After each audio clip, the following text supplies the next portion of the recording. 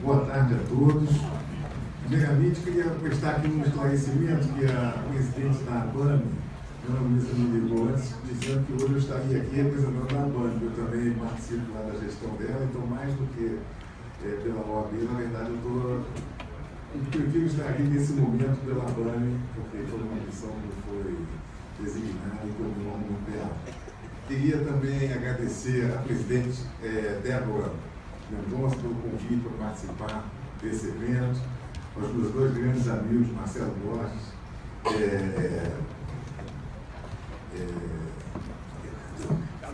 Carlos Samuel.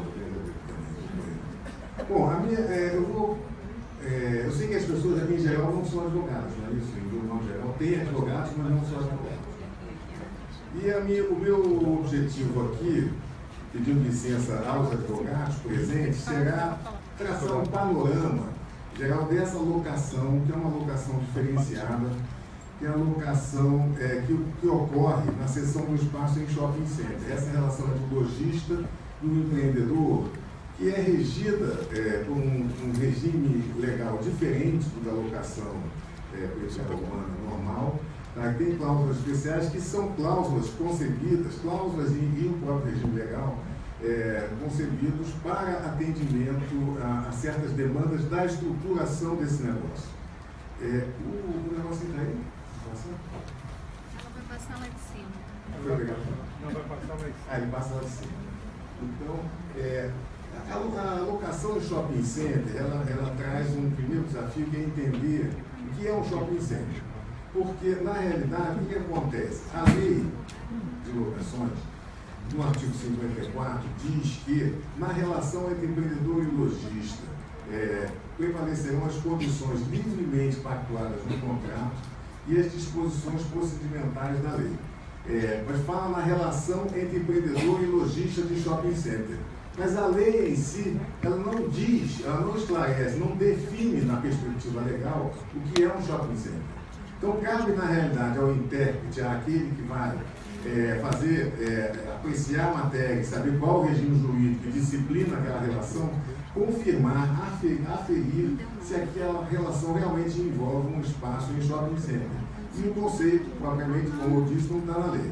Economicamente falando, o que distingue fundamentalmente o shopping center, o locador de loja em shopping center, por exemplo, o locador de loja na rua, e aqui é uma visão puramente econômica, mas até o interesse que leva o locador a ceder o seu espaço ao locatário. Na locação de loja de rua, fundamentalmente, esse propósito é o propósito de ter uma renda, tá certo? Por um investimento imobiliário. A pessoa adquiriu um imóvel, entrega o imóvel ao locatário, e o locatário vai pagar um aluguel na medida em que tenha pacificamente assegurado o direito de uso nas condições contratadas. Para o locador, nesse tipo de contrato, que é a locação, por exemplo, de loja de rua, tá certo? É indiferente que o locatário, tá certo, mantenha a sua loja aberta, qual o nome da loja com o qual ele vai gerar, qual a qualidade do serviço que ele vai prestar para a clientela dele. O locador ele é um elemento inteiramente estranho à atividade empresarial desenvolvida pelo locatário nessa loja. De outro lado, e num sentido exatamente diametralmente oposto, na locação em shopping center, a cessão do espaço que se dá em regime de locação, porque a lei diz que na relação entre lojista e empreendedor shopping center, prevalecerão as condições definidas no contrato de locação. Então é uma locação, mas é uma locação diferente. Por isso é que se fala nessas liberdades contratadas. Que neste caso, em shopping center, quando o locador cede o espaço, o interesse maior dele, na verdade, não é puramente um investimento imobiliário, o retorno do investimento feito na aquisição do imóvel. Porque o negócio preponderante do locador, nesse caso, como empreendedor do shopping como um todo, tá certo? É o desempenho e a atividade do lojista naquele conjunto. É um caso atípico em que o locador tem sim interesse na atividade desenvolvida pelo locatário. O contrato de locação costuma dizer qual é o ramo de atividade, ele diz também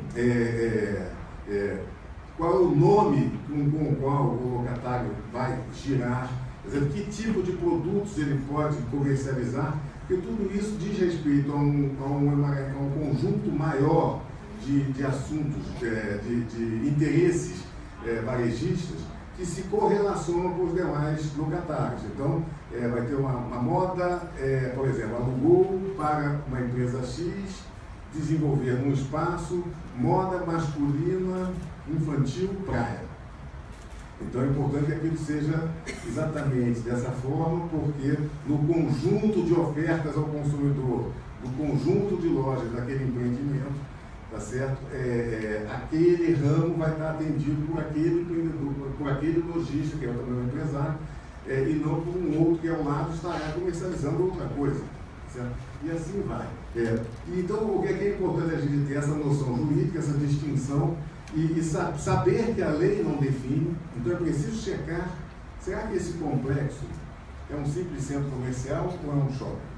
Porque a gente vai saber que, se for shopping, o regime jurídico vai ser o do artigo 54 da Lei de Locações, que confere uma maior liberdade de contratar nessa matéria, inclusive expressamente em matéria de rateio de despesas, que é um regime todo diferenciado, entre outras circunstâncias de maior liberdade de contratação, certo? Sabendo que esse conceito jurídico então vai definir se aquele contrato está ou não lá a essas condições mais específicas, típicas e de maior, que dependem de maior flexibilidade para ter validade do que o regime das locações normais. Passando aqui agora, por favor, adiante, aqui são algumas figuras, alguns desenhos que eu queria mostrar. Muitas vezes é mais fácil ter certeza do que não é um shopping center, tá certo? Porque às vezes tem toda a aparência de ser, mas pode não ser. E a gente vai falar um pouco sobre isso. Aqui a gente tem um exemplo, né, de uma foto de rua, de um shopping a céu aberto, que não é um shopping, porque falta aqui alguma coisa. Aqui é uma área de varejo, né, aberta ao público, tá certo? E com certeza não é um shopping. Então, esse aqui é um outro exemplo, que é uma galeria na Copacabana, também com loja, que nesse caso são boxes, lá todos lá, na parte seguinte. A gente tem até um mix que ele tem aí dentro, que fica indicado, mas falta alguma coisa para que isso possa ser classificado como um shopping, certo? Mais adiante. Essa é outra galeria Menescal, também é um conjunto de lojas. Isso aqui, inclusive, olhando, poderia ser perfeitamente um shopping, mas não será, pelo que eu vou comentar um pouco adiante, certo? Mas, porque não é necessariamente um fator de ser ou não ser luxuoso, ser ou não ser de um jeito ou de outro, que vai indicar ou qualificar o complexo de lojas como sendo um shopping center. Na verdade, há um algo a mais aí que tem a ver com essa posição do proprietário, do empreendedor, como interessado no negócio de logística. Mas aqui, mais uma vez, a gente tem uma galeria comercial. Seguindo mais um pouquinho. Aqui eu estou mostrando um exemplo, que é uma coisa que só acontece na loja de rua. Na loja de rua, você está andando na rua, até isso é foto que eu tirei. Eu estava andando e encontrei essa loja fechada e eu fui bater uma foto dela. Porque ali o sujeito fechou, retornaremos às atividades no dia tal, gratos, e ele foi embora e ele faz o que ele quer, porque aquele espaço está alocado, ele tem a posse, ele não tem compromisso com o proprietário, ele tem tranquilidade. Isso mostra como é uma locação de loja de rua, uma coisa diferente. Seguindo mais um pouquinho. Essa foto ela mostra dois complexos que existem em Brasília que são arquitetonicamente idênticos. Um é o Conjunto Nacional Brasília, outro é o CONIC. CONIC é um centro comercial que tem lá em Brasília. São dois absolutamente iguais em cada lado ali dessa coisa do plano piloto, tá certo? Prossegue mais um pouquinho. Aqui a gente tem o CONIC com lojas alugadas, lojas de propriedade de seus proprietários. E esse é o Conjunto Nacional Brasília, que é um shopping que vai acontecer com ele é que ele é todo de propriedade de uma pessoa só, tá certo? E que tem as lojas todas locadas em regime de locação, a gente vai falar já já. Mas, enfim, são dois prédios bem parecidos, né, com toda uma configuração arquitetônica idêntica, mas uma locação do CONIC, pelas razões que a gente vai ver aqui adiante, ela não seria uma locação em shopping center. Então, ela teria que estar regida pelas regras normais da locação não residencial. Já uma locação nesse espaço é a locação de shopping center, e, portanto, sujeito ao tal artigo 54, que tem essa flexibilidade maior. Passa mais uma vez, mais umzinho. Esse é o shopping Nova América, o clássico shopping center também do Rio de Janeiro.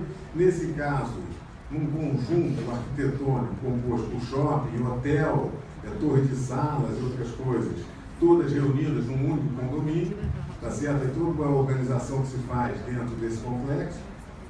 Mas, de qualquer forma, ali dentro a gente sabe que tem um conjunto de lojas organizadas de uma forma de shopping center. Mais um assim, seguindo mais um, aqui é o Rio Sul, também só para dar uma noção, esse é um shopping center. A gente viu que não era, nós estamos vendo o que é, mais uma vez. E aqui eu trago, então, a possível definição do que seria, então, um shopping center. Tá? É uma definição que não está na lei, né? A doutrina, de alguma forma, repete um pouco isso que eu estou falando, que eu vou mencionar agora, com outras palavras. Seria o centro comercial planejado sob administração única e centralizada. Isso é uma coisa importantíssima. Ele é um centro comercial planejado. Se a gente pensar na Galeria Menescal ou no Polic de Brasília, ele não é propriamente planejado. Cada um é dono da loja, ele decide se ele vai alugar ou explorar ele mesmo ou algum parente. Tá certo? E ele vai fazer ali o que ele quiser, no máximo com as restrições condominiais quanto a alguma atividade, mas sem nenhum planejamento, tá certo? Quanto ao conjunto de atividades existentes naquele local, que é o que caracteriza a figura do shopping center nesse primeiro elemento. É um centro comercial planejado, sob administração única e centralizada, com distribuição de atividades variadas de comércio e serviços. Porque, na verdade, um dos elementos que bem indica, que define o shopping center, é esse conjunto de atividades. Tá certo? São várias atividades de bens e serviços com um objetivo maior de atender o consumidor. E vai chegar lá e vai, em princípio, ter todas as suas necessidades atendidas naquele único espaço. Esse é o objetivo e o propósito. Essa variedade de comércio e serviço é um conceito relativo. Né? É possível que você tenha um shopping de imóveis, né? E dentro de um shopping de imóveis você vai ter uma variedade de sofá, pisos, e dentro do ramo, né, da decoração. E se for um shopping mais normal, desse de roupa e tal, vai ter essa variedade de bens e serviços de qualquer maneira. Com capacidade diferenciada de atração de clientela, quer dizer, com operações especiais com capacidade de atração de clientela, que são as chamadas lojas âncora. No passado eram aquelas lojas de departamentos, né?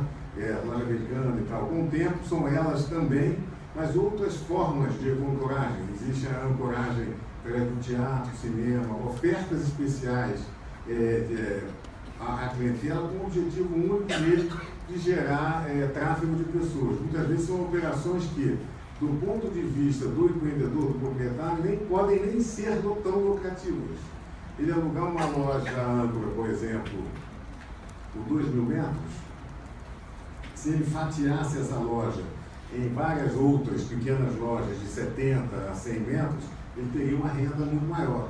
Mas da essência desse negócio é a existência de ancoragem, quer dizer, algumas operações que tenham características especiais detectadas pelo empreendedor, com a capacidade de gerar uma atração maior de freguesia para aquele local. Então são essas operações que costumam existir no shopping center, com marcas de empresas comerciais de pequenas proporções, são as lojas satélites, são as pequenas lojas que lá estão também para atender as necessidades do consumidor.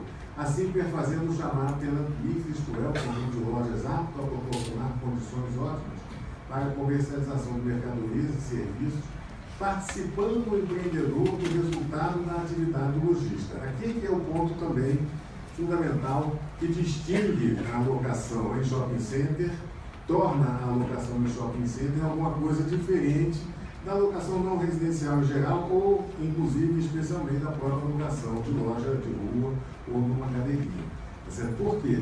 Porque como ele é o planejador que administra ou providencia a administração única e centralizada, ele é quem concebe a distribuição das atividades que vão ser desenvolvidas naquele imóvel. Ele é que, na realidade, define também quais serão as lojas âncoras. Vai ter cinema, vai ter um multiplex, vai ter 5 cinemas, vai ter uma praça gourmet de restaurantes e comidas, não vai ter, como é que vai ser, pela localização do terreno. esse shopping ele é vocacionado para as classes, para a classe A, para a classe A, B, B, C, C, D, essas coisas, e em nome dessa vocação do terreno ele vai indicar e definir qual é o conjunto de logística que vai estar lá. Como ele é quem é o planejador de tudo isso, tá certo? Ele faz isso em troca do recebimento de um resultado, de uma fração do percentual, né, do pessoal do resultado logístico. Ele, no fundo, como se costuma dizer por aí, ele é um varejista, só que ele é um varejista com um olhar diferente daquele que é o varejo de cada unidade. Ainda que exista, assim, no meio desse mercado, alguns grupos que são até criticados, né, quando eles não têm essa visão muito de mix. É muito comum dizer isso. Agora, nessa fase da crise, tem muita loja fechada, loja com tapume.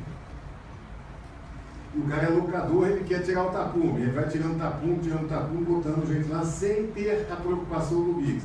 Aí o que a crítica de mercado se faz? Não, esse aí, na realidade, está mais para um investidor imobiliário buscando o resultado a qualquer custo do que para um planejador de varejo, porque a vocação natural desse negócio não é sair colocando qualquer pessoa para tirar o tapume.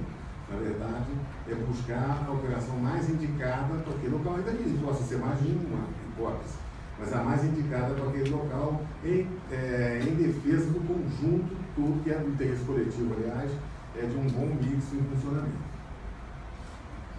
Falar rapidamente da origem desse negócio, juridicamente. Primeiro, o fato em si. Chegou no Brasil em 66, né? O primeiro shopping center no brasileiro, segundo a literatura especializada costuma dizer, é o Iguatemi São Paulo.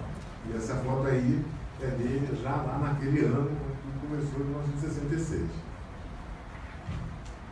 Outras fotos.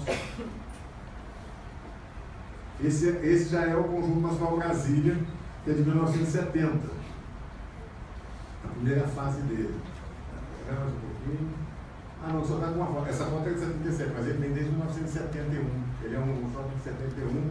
E depois vieram outros, veio o Rio Sul e tal. Na realidade, não eram tantos shoppings, não. Era um negócio meio diferente, para falar já aqui o histórico da construção do regime jurídico que hoje está em vigor.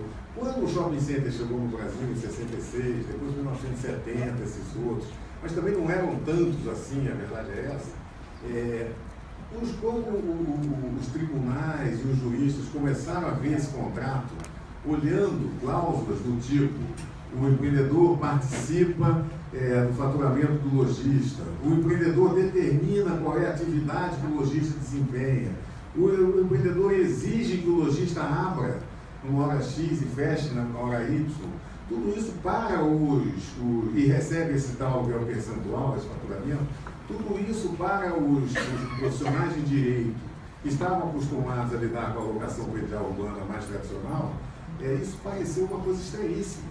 E começou um grande debate no Brasil, nesse período aí, mais ou menos, nos anos 70, isso aconteceu muito, no início dos anos da década de 80 também, com grandes divisões, que alguns juristas diziam assim, olha, esse contrato aqui não é exatamente um contrato de locação.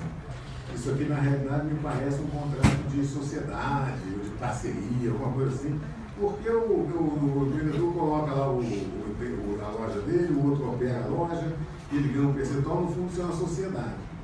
Mas essa tese foi abandonada de ponto, porque os sócios na sociedade, eles têm que concorrer tanto com o lucro como com o prejuízo. E nesse caso, pelo tipo de remuneração, que é percentual, mas com o mínimo, que é o mínimo, vou falar já, diziam, não, isso não pode ser sociedade. Aí vieram duas outras correntes. Uma corrente que era liderada pelo Caio Magri, e que no fundo é que prevaleceu, dizia que não, isso aqui realmente é uma locação, mas é uma locação com peculiaridades, que precisam ser respeitadas para que a inovação de mercado que está havendo com esse tipo de exploração comercial não seja inviabilizada. Então, a gente tem, um contrato de locação com atipicidades, precisam ser respeitados. Já uma outra corrente, que era o Orlando Gomes, ele dizia, não, olha aqui, isso aqui para mim é tão atípico. Aí ele dizia, por exemplo, o locatário que assina esse contrato, ele automaticamente é obrigado a aderir a uma associação de lojistas. São contratos conexos. Isso aqui é uma coisa completamente esquisita, não é uma locação. pode até ter um elemento parecido com locação, mas tem muitos outros elementos embutidos nesse negócio, a própria relativa parceria, essa obrigação de associação, isso tudo é tudo muito estranho. Isso para mim, na realidade, não é uma locação atípica, isso para mim é um contrato atípico, é completamente atípico, não está regido pela lei da locação predial urbana. Esse debate é interessante a gente saber que ele não era um debate tão assim acadêmico, né? Tinha um efeito prático muito grande, porque na prevalência da tese do Orlando Gomes, de que o contrato seria um contrato, simplesmente um contrato atípico, portanto, afastando a lei da locação predial urbana, esse seria um contrato que não daria margem à ação renovatória, à ação revisional, tá certo? Não estaria sujeito à ação de despejo, poderia ser por reiteração de posse, tá certo? E aqui a gente tem uma situação que mostra que ela é bem próxima do momento em que a lei passou a vigorar, que está em vigor até hoje, e quando ela foi editada, que é de outubro de 91, ela aqui já, por exemplo, em maio de 91 você tinha um precedente do Rio, histórico isso, mas acho que tem um efeito ilustrativo, tá certo? Dizendo que, sim, esse contrato é uma locação, tá? É compatível com o regime jurídico desse decreto 24.150, que era o que tratava na época da ação renovatória, tá certo? Em harmonia com o direito e tal. Então aqui o locatário entrou com a ação renovatória, conseguiu a ação renovatória, porque se entendeu que aquele contrato era um contrato de locação com atipicidade, na linha do lugar. Já o de baixo não. Ele já entendeu diferente, entendeu? Que a locação comercial, contrato de shopping center, contrato atípico, locação de lojas e espaços de shopping center, não se aplica a lei de luvas, que é a lei da ação renovatória da época. E nesse caso aqui, carência de ação. O locatário entrou com a ação renovatória e não conseguiu a renovatória. Quer dizer, era uma questão que é uma questão extremamente interessante e rica de consequências concretas, não era uma coisa puramente acadêmica, até que veio a lei de 91, que é a lei 8.245, que é a nossa lei hoje ainda em vigor com algumas pequenas alterações, onde diz a lei que nas relações entre lojistas e empreendedores de shopping centers prevalecerão as condições livremente pactuadas, agora bem, nos contratos de locação respectivos e as disposições procedimentais previstas nesta lei. Eu frisei aqui nos contratos de locação porque, em tese, no âmbito da política legislativa, nada impediria que o parlamentar, o legislador, optasse por dizer que a relação que não se rege pela locação observará as condições livremente pactuadas, alguma coisa desse tipo. Mas não, houve uma preferência, uma opção do legislador por, não, vamos classificar isso aqui sim como locação, tá? Vamos dizer que essa relação estará subordinada a condições livremente pactuadas pelas partes, tudo bem, para preservar essas demandas que são únicas desse tipo de negócio, que não são comuns em outros negócios, tá certo? E por outro lado, vamos exigir também dizer também que este contrato de locação, ainda que ele tenha essas particularidades e essa maior liberdade de contratar, ele está sujeito às disposições procedimentais previstas nesta lei, o que significa dizer que a retirada do locatário somente através da ação de despejo. Tá? A ação revisional é possível nas condições normais dessa lei, como se fosse uma locação não residencial qualquer, idem com relação à ação renovatória. As outras regras são rateio de despesa, vou falar logo adiante. A essência do modelo é essa, condições livremente pactuadas e disposições procedimentais previstas na lei. Ou seja, você tem liberdade de contratar, tá, com sujeição das partes às disposições comuns das locações prediais urbanas, que são o despejo, a revisional e o aluguel e a renovatória. Aqui é interessante fazer uma referência ao fato de que essa liberdade de contratar, que é mencionada na lei, ela envolve, como a gente sabe, na prática, dois blocos de cláusulas que são contratadas. Né? Tem as cláusulas essencialmente econômicas, que são cláusulas que envolvem o aluguel, o rateio de despesas, a contribuição para o fundo de promoções coletivas, que são ferramentas desse negócio, que prevalecem nesse negócio, e também, de outro lado, as cláusulas operacionais, que são cláusulas, ele passou antes, quando que não? São as cláusulas econômicas, na verdade elas são. Vamos só mais um aqui. Então, são as cláusulas econômicas e cláusulas operacionais. As cláusulas operacionais são as que vão dizer a hora que todo mundo tem que abrir junto, todo mundo fecha junto. Em alguns casos, com regras especiais sobre manutenção de vitrine, ou coisas do tipo do mundo operacional mesmo, do funcionamento. Vou passar um pouquinho aqui agora sim. A liberdade de contratar as cláusulas econômicas, quais seriam então? Já mencionei, mas é o aluguel, que a gente vai falar já sobre ele, aluguel mínimo, aluguel dobrado em dezembro, tem uma figura que existe, eu vou mencionar já. O aluguel escalonado, o sistema de rateio de despesas, contribuição para o fundo de promoções e algumas cláusulas especiais, com taxa de transferência, a multa por devolução antecipada da loja. Essa cláusula não vou falar, não está selecionada para falar especificamente, vou mencionar aqui, que é um regime diferente da locação de loja de rua. E na loja de rua, todas as jurisprudências se formam no sentido de ser 3 aluguéis. Aqui, ela é admitida uma multa mais pesada para evitar que o locatário experimente o shopping. Vai lá, aí abre um shopping do lado, que tem uma concorrência entre shoppings de nomes, é só pagar a multa e ir para lá. Aí o mix de cá fica prejudicado e isso pode prejudicar os demais locatários, porque tem duas defesas, tem as defesas óbvias do interesse, são os interesses do empreendedor, mas o empreendedor, como gestor, também tem que trabalhar na defesa do mix, porque o mix ele representa um interesse coletivo daquelas pessoas que estão todas, quando elas decidem ingressar, elas estão apostando, tá certo, numa certa estabilidade do mix. Ainda que, como a lei de locação se aplica de forma geral, aqui até uma certa dúvida, mas o fato é que o locatário sempre tem o direito de devolver a loja a qualquer tempo, pagando a multa pactuada, que é uma prerrogativa normal dos locatários, do artigo 4 da lei de locações, e todo mundo há consenso no sentido de que a regra se aplica aqui também. Então, a defesa do mix, a gente sempre sabe que ele pode sair pagando a multa. Daí a necessidade, talvez, de fazer a multa, admitir-se que a multa seja uma multa mais onerosa do que na alocação de loja de rua.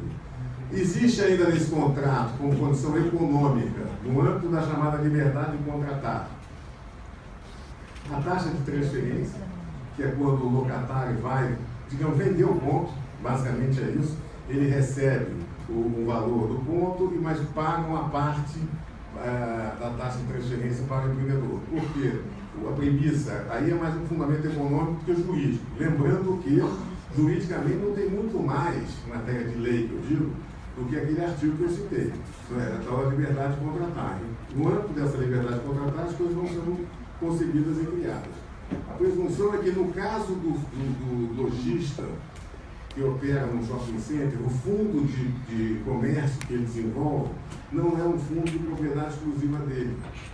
Ao contrário do que acontece na locação de loja de rua, onde o locatário, por exemplo, abre uma sapataria, desenvolve uma clientela, e todo aquele fundo de comércio é um fundo de comércio dele, ele tem ação renovatória para proteger o fundo, tá certo? Porque se não fosse isso, o proprietário poderia retomar a loja e botar ali uma sapataria e se apropriar de todo aquele fundo de comércio. No caso do shopping, não se deve que o locatário também concorre para a formação desse fundo de comércio, mas é um fundo de comércio diferente, coletivo, discute-se inclusive a existência de uma espécie de um condomínio sobre esse ativo, esse bem imaterial, tá certo? Então, essa taxa de transferência seria uma forma de ratear a venda do ponto. Então, quando o locatário vende o ponto, ele recebe, e a taxa é a participação do empreendedor no valor desse fundo. Cláusulas operacionais são essas mais, que eu já mencionei, não tem. Isso também são intuitivas, né? Por quê? Porque aqui é mais uma tipicidade. Numa locação de loja de rua, o locador nunca vai determinar ao locatário que ele abra a loja dele na hora X ou Y, porque em condições tais que, se ele deixar de abrir, estaria configurada uma infração contratual. O locatário que paga o aluguel e paga os encargos, ele está em dia. Ele pode fechar a loja dele, viajar e passar o fim de semana fora, e fazer o que ele quiser. Ninguém tem nada a ver com isso, porque ele detém a posse da coisa. Ele realmente é o titular da posse, ele vai decidir como ele vai explorar aquela coisa, tá certo? Agora, no caso do shopping, como norma operacional, tem isso. Porque a expectativa que existe em relação à pessoa que vai ao shopping é de chegar lá e encontrar todas as lojas abertas. E, portanto, é levada à condição de cláusula contratual, de obrigação contratual, tá certo? O dever do locatário de manter as lojas abertas lá nos horários combinados, para que o freguês do shopping, pode ser dele ou não, encontre todas as lojas em funcionamento. Tem aqui política de preparo de vitrines, que eu mencionei, participação obrigatória, é a linha 2, em campanhas promocionais coletivas, também é uma coisa importante. Isso existe nessas normas gerais, no Dia dos Pais, aí todo mundo entra junto. Ou vai ter liquidação de estação de ano, todos vão juntos. Aí são movimentos coletivos. Que, por exemplo, a pessoa vai fazer um anúncio na televisão, Rio Sul, liquidação total de tanto a tanto. É uma publicidade institucional, né, que não indica o lojista, mas é o pressuposto para que se possa fazer esse tipo de campanhas, é saber que vai chegar lá e todo mundo vai estar, porque senão entra no problema até de propaganda enganosa, né? De política de formação há casos em que há política de formação de pessoal, para atendimento ao público, outros não têm. E também isso que eu estou falando são apanhados, né? Porque nem todos têm tudo isso, né? Alguns têm uma parte, outros têm outra, uma coisa muito difusa. Mas em linhas gerais é o que a gente costuma encontrar nesses contratos. O aluguel em shopping é isso, já está incluído do que eu falei até agora, né? Como o empreendedor tem esse interesse específico na atividade do lojista, no atendimento do lojista, a expectativa do consumidor que foi mapeado pelo empreendedor. Tá certo? Ele realmente tem um aluguel dele dessa forma diferente, não é um aluguel em valor fixo, ele recebe um valor percentual. Ali eu fiz essa pergunta, aluguel mínimo e ou percentual, porque na verdade a remuneração ela tem uma rentabilidade mínima garantida, o que inclusive afastou o entendimento que poderia ser uma sociedade, porque há essa rentabilidade mínima e o aluguel percentual. Quando o aluguel percentual supera o valor da rentabilidade mínima, essa diferença é paga. Quando não supera, é pago o valor do aluguel mínimo, que é um piso remuneratório, tá certo? Havendo caso, eu botei essa frase ali no final, em que há, em relação ao aluguel mínimo, uma distribuição desigual dessa verba ao longo dos 12 meses do ano. Então, normalmente, para as lojas de roupa, colocam-se uma parcela maior lá no mês de dezembro, porque as vendas são maiores, o aluguel percentual deverá ser maior e fica lá. Nos outros meses ficam menos agravados. Há operações que não têm aluguel dobrado em dezembro, que é o caso do banco e algumas outras que não têm a sazonalidade especial. E outras em que a sazonalidade não é necessariamente no Natal ou no dezembro, mas pode ser na época da Páscoa, como a loja de chocolate. É só para dar uma noção de que a renda mínima, ela entra no campo daquela liberdade de contratar. E ela é distribuída, às vezes, de forma desigual ao longo dos meses do ano, ou não, como no caso do banco não é, tá certo? E quando normalmente, o fundamento, a justificativa que é econômica, que volta a dizer, na lei, o que tem simplesmente é a tal liberdade de contratar, não há nada disciplinando concreto isso, mas o fundamento é esse, de concentrar mais renda mínima num mês em que, por motivos de sazonalidade daquela atividade, tá certo? Provavelmente o aluguel percentual poderá apropriar maior parte dessa renda mínima anual. O rateio de despesas ele é extremamente complexo. Então aqui seria impossível assim, abordar todas as questões que envolvem o rateio nesse tipo de conjunto, tá? Porque não é um condomínio normal. Em primeiro lugar, muitas vezes nem sequer é um condomínio. Tá? Muitas vezes é simplesmente um casarão, uma matrícula imobiliária única, tá certo? Com todas as edificações averbadas no registro de imóveis e funcionando como se fosse um casarão, digamos, com 300 lojas. Né? E aí você não tem uma fração ideal distribuída por loja, mas bom, rateia por fração ideal. Não é assim. Porque, em primeiro lugar, mesmo quando tem condomínio, praticamente raríssimo o caso em que cada loja corresponde a uma unidade autônoma. Muitas vezes o pavimento inteiro é uma unidade autônoma. Outras vezes uma galeria de lojas é uma unidade autônoma condominial e que tem a fração ideal. Então a fração ideal não é a ferramenta, a forma de rateio das despesas rateadas, a divisão das despesas rateadas entre os lojistas. Existe um outro sistema que é chamado CRB, que é o coeficiente de rateio de despesas, que como eu estou dizendo, não é necessariamente, a despesa não é necessariamente condominial, ela é rateada entre os locatários, tá certo? Não é necessariamente também um sistema percentual. Agora, observe isso, que é só uma curiosidade para citar. Quando você lança um shopping em 1980, por exemplo, ele tem 30 mil de área locável, né? Se eu pegasse cada loja e distribuísse um coeficiente de rateio de despesas em regime percentual e somasse 100, tá, na primeira expansão que eu fizesse, botasse mais 15 mil metros de área locável, já a fórmula já não seria mais 100, ia dar um outro número, deixaria de ser 1%, e ia começar a perder transparência. O cara ia receber um contrato dizendo, olha, minha contribuição é 1,27%, e quando ele fosse ver a soma de todos que participam, não está dando 100. Então, como é que é por cento? Então, é um sistema diferente, específico, que foi desenvolvido especificamente para shopping, em que o numerador, que é o coeficiente do lojista, ele se mantém inalterável. Mas o denominador da fração, ele é autoajustável. Tá certo? Esse denominador. Então, no primeiro momento, pode até marcar de 100, não tem problema, dividir por 100. Mas logo em seguida, se eu botei mais 15 mil de ABL, ele já não vai mais para 100, vai para 150. Tem mais gente contribuindo, o denominador aumentou, em tese, a fração de contribuição diminui, mas a base de cálculo aumenta, porque as despesas comuns também aumentam. Então, é esse mecanismo que funciona. Isso não também está previsto na lei, mas tem base nessa liberdade de contratar, e é a maneira de fazer. Porque também, se fosse botar na lei, poderia até botar, mas ia ser uma loucura, porque, além disso, outros fatores. Você tem operações que são agravadas e desagravadas. Por exemplo, a praça de alimentação, ela é agravada pela demanda de coisas especiais do conjunto, de limpeza, de uma série de coisas, de dutos, de ar-condicionado, várias coisas que a gente não enxerga muito bem. Tá certo? Uma joalheria pode exigir um sistema especial de proteção. Um cinema vai funcionar até 1 da manhã. E em casos, as âncoras têm contribuições diferenciadas, porque é do sistema. Porque se uma loja âncora, se o rateio for essencialmente definido por área, e uma âncora tem 2.000 metros, ela vai dizer, eu não vou para esse shopping, eu prefiro abrir ali do outro lado da rua, que eu compro mais barato, e vendo ali ainda usa a sua clientela.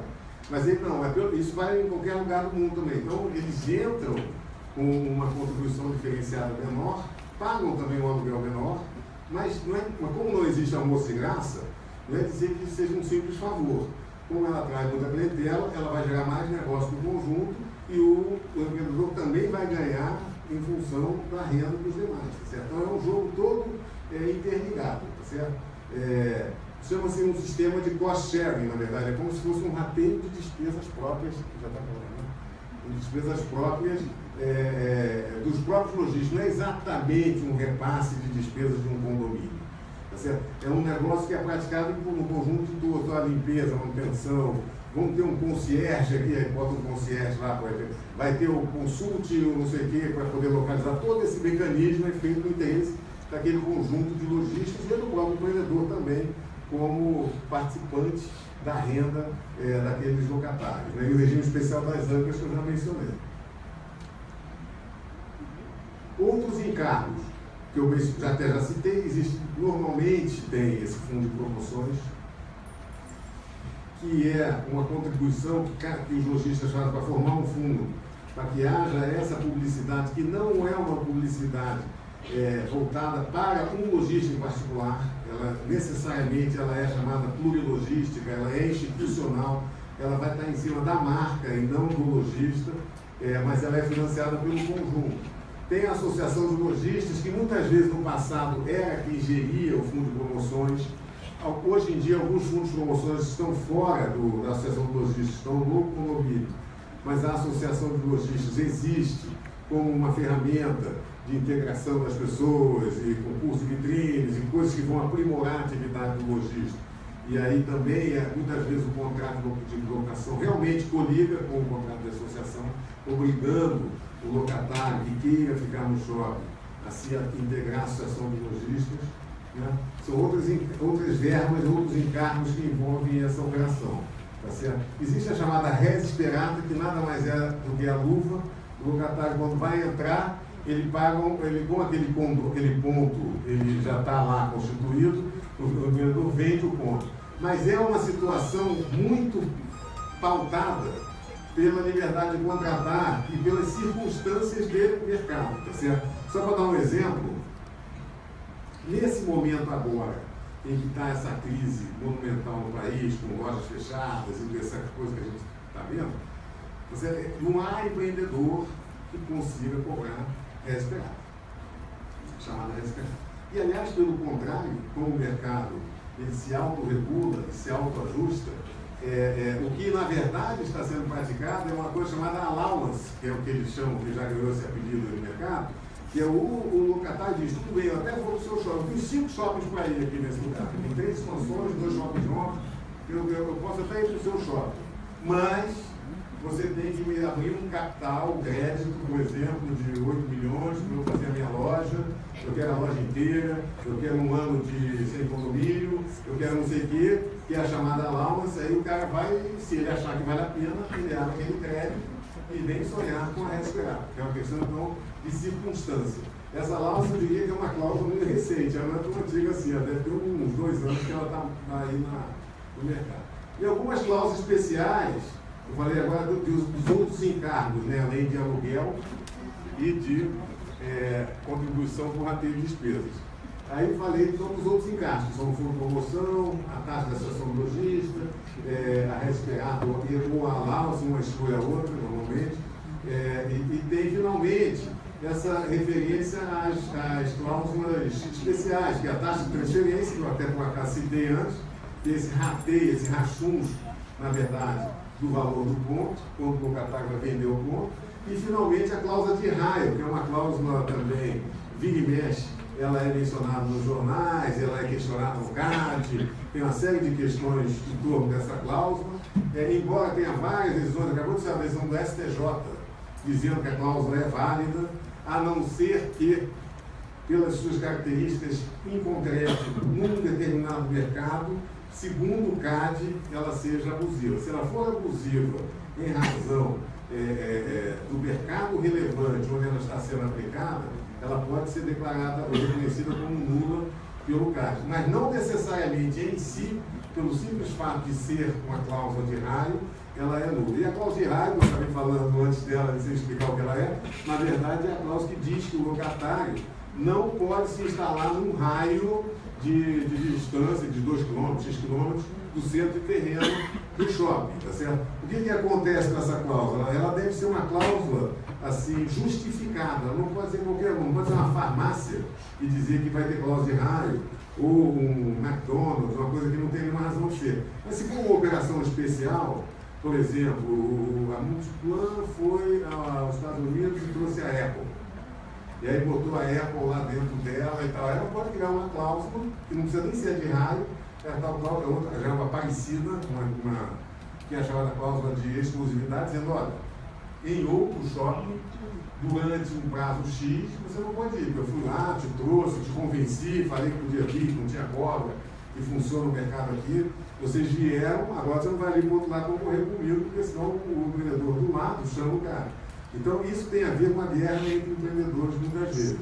Ou tem a ver também com a defesa do mix. Porque, por exemplo, se depois da estruturação você chega à conclusão que eu quero botar aqui uma loja de departamento de grande porte para atrair a clientela. Aí eu vou lá, aí faz um aluguel que é mais barato, como eu já falei, com contribuição por rateio de despesa beneficiado, privilegiado, bota o sujeito lá com várias condições benéficas, tá certo? E aí ele abre uma loja dele mesmo do lado.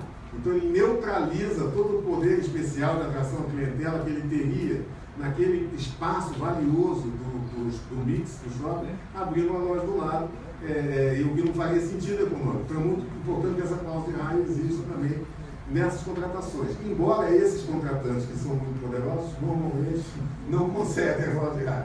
Então isso é uma guerra que depende sempre das circunstâncias, dos interesses mútuos e recíprocos. É isso. Eu acho que eu concluí agora. É isso. Obrigado, gente. Negócio bem gerais.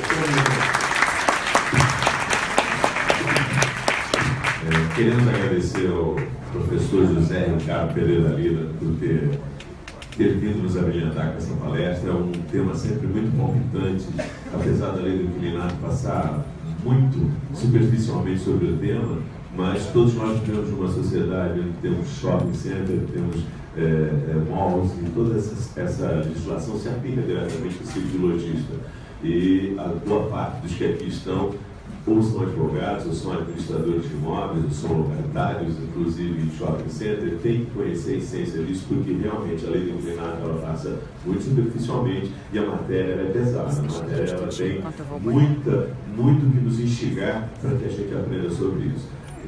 Desculpe chamá-lo pelo apelido comum, amigo Zeca. Zeca Lira, muito obrigado por você ter vindo. Nós, pela metade da hora hoje, não podemos responder as perguntas, né? Mas foi muito bom tê-lo aqui e parabéns pelo conhecimento, pelo que você nos trouxe de ensinamento e de conhecimento. Muito obrigado, hein? Agradecer a Samuel, por gentilmente, muito obrigado.